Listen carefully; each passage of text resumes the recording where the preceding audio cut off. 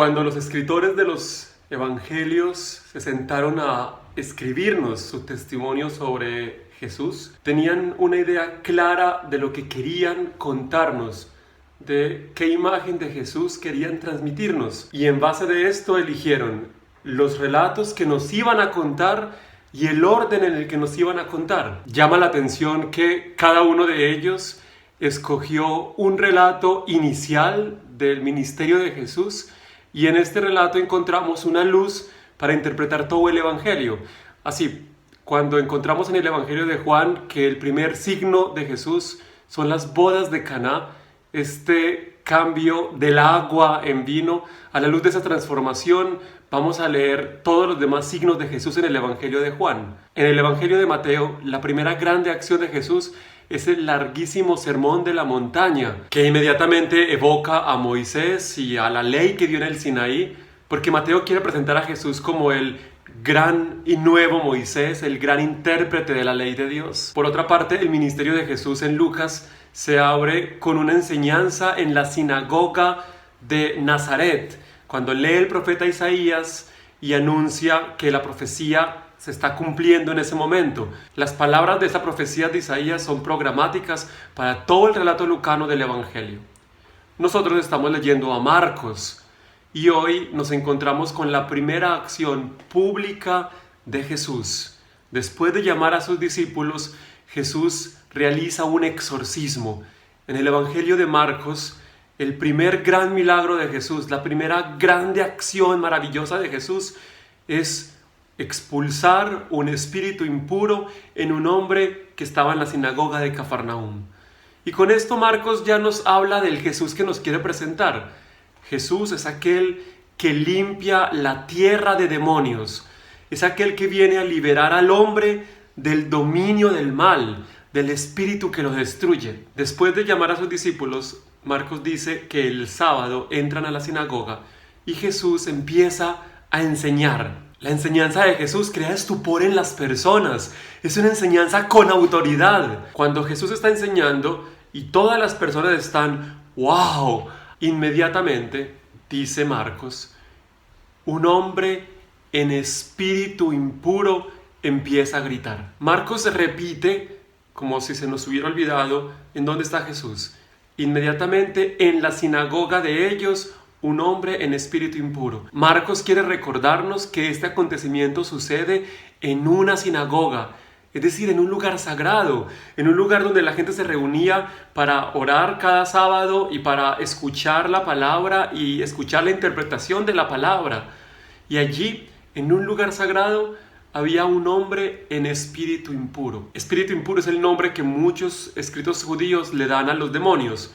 Y decir que este hombre estaba en espíritu impuro es bastante interesante. Por una parte puede significar simplemente que tenía un espíritu impuro. Muchas Biblias lo traducen así, un hombre que tenía un espíritu impuro.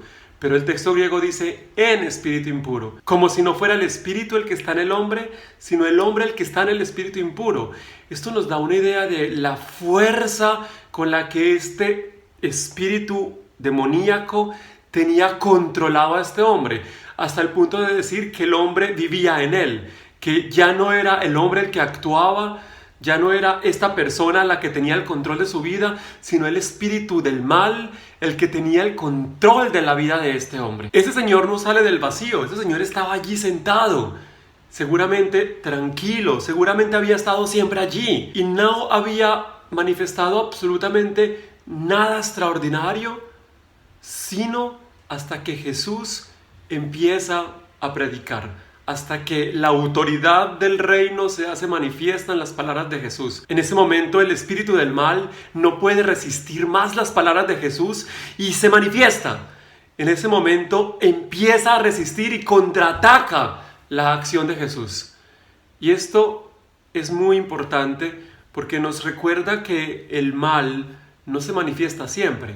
El mal puede estar allí, siempre, tranquilo, sin que nadie lo disturbe, tomando el control de la vida de los seres humanos sin hacerse sentir, pero no puede pasar desapercibido ante Jesús. Su presencia lo provoca y lo hace salir fuera, a resistirse, a pesar de que sabe que la presencia de Jesús lo va a destruir. Ese hombre empieza a decir, a gritar fuertemente y dice básicamente tres cosas. La primera, ¿qué tienes que ver tú con nosotros? La expresión griega, ¿qué hay para ti y para nosotros? Sería más o menos la traducción literal. Manifiesta la inmensa diferencia entre Jesús y los demonios. No tenemos nada que ver el uno con el otro. Dos, muchas veces se traduce como si fuera una pregunta, otras Biblias lo traducen como una afirmación. En el texto griego no hay signos, entonces no lo sabemos. El demonio dice, has venido a destruirnos. Si es una pregunta, la misión de Jesús está en la respuesta afirmativa a esta pregunta. Y si es una afirmación, el demonio lo sabe y lo está afirmando. Jesús es aquel que ha venido a destruir el poder del mal. ¿Quién es Jesús para el Evangelio de Marcos? Jesús es aquel que ha venido a destruir los demonios. Ha venido a destruir no solamente las consecuencias del mal, sino la causa misma del mal, el poder que está detrás de él. Después es bien interesante lo que sucede, porque el demonio hace una afirmación. Yo sé quién eres, Jesús Nazareno, el Santo de Dios. Utilizar el nombre de Jesús, decir sé quién eres y afirmar las características de este que se está definiendo, es algo que recuerda a muchos estudiosos los libros de brujería de esa época, en la que el brujo, el mago, intentaba tener el control de los espíritus o de las divinidades, utilizando el nombre de esta persona y la expresión yo te conozco. Decir yo te conozco y el nombre de la persona era una forma de control sobre los espíritus. Entonces muchos han visto en esas palabras del espíritu inmundo un intento por controlar a Jesús. Decir Jesús de Nazaret, yo te conozco, yo sé quién eres. Un intento de control, un ataque del espíritu contra Jesús que evidentemente falla. Más allá de si esto es así o no, hay dos cosas que tendrían que llamarnos poderosamente la atención, porque el mal que actuó en ese hombre sigue actuando de la misma manera siempre. El mal habla, y cuando habla, dice aparentemente una verdad. Y esta es una verdad de fe. Decir que Jesús de Nazaret es el Santo de Dios es una verdad de fe, y el diablo la proclama. Desde el principio el diablo ha pretendido tomar control de nuestra fe, asumirla como propia y decirla para manipularla, porque siendo el príncipe y padre de la mentira, lo que es una verdad en su boca se convierte en una mentira. Siempre el diablo ha querido tomar nuestra fe y convertirla en otra cosa. Jesús pudo haber caído en su trampa y haber dejado que este espíritu lo reconociera y él decir, sí, cierto, tienes razón, yo soy el Santo de Dios, pero no lo permitió. No dejó que el espíritu hablara. La primera orden que el Señor le da a este espíritu es, cállate. El espíritu del mal no puede ser escuchado. El demonio había llamado a Jesús el Santo de Dios. Santo, por definición, es lo totalmente contrario a impuro. Normalmente ocurre que lo impuro, cuando toca a lo puro, lo contamina, lo profana. Pero en el caso de Jesús no es así. En el contacto con el santo, las palabras del santo santifican, purifican, liberan a la persona del poder de lo impuro. El espíritu desgarra al hombre en su último intento por hacerle mal. El verbo sparazo, que muchas Biblias dice lo estrujó, lo revolcó, es el término con el que se habla de desgarrar la carne con los dientes. Entonces podemos imaginarnos la violencia tan grande que este hombre sufrió a manos del espíritu impuro, pero finalmente lo liberó. Y Jesús obra el gran milagro. El gran milagro que Jesús hace es la separación del hombre que es imagen de Dios y por tanto llamado a ser santo, de aquello que es profano, de aquello que es impuro. Jesús hace esta separación liberando al hombre y manifestando en esta liberación lo que Dios quiere para los seres humanos. Un mundo en el que el poder del mal no sea el que controle. Un mundo en el que el hombre sea verdaderamente libre.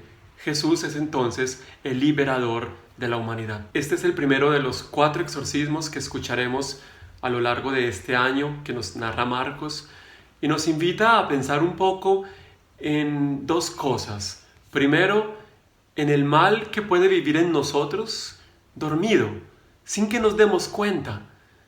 En una vida tranquila, incluso yendo a la iglesia, esta gente va a la sinagoga, pero mientras no se enfrente a la palabra de Jesús, mientras la palabra de Jesús no llegue con autoridad a los oídos nuestros, ese mal puede permanecer allí controlando nuestras decisiones, controlando lo que hacemos, sin que nos demos ni siquiera cuenta.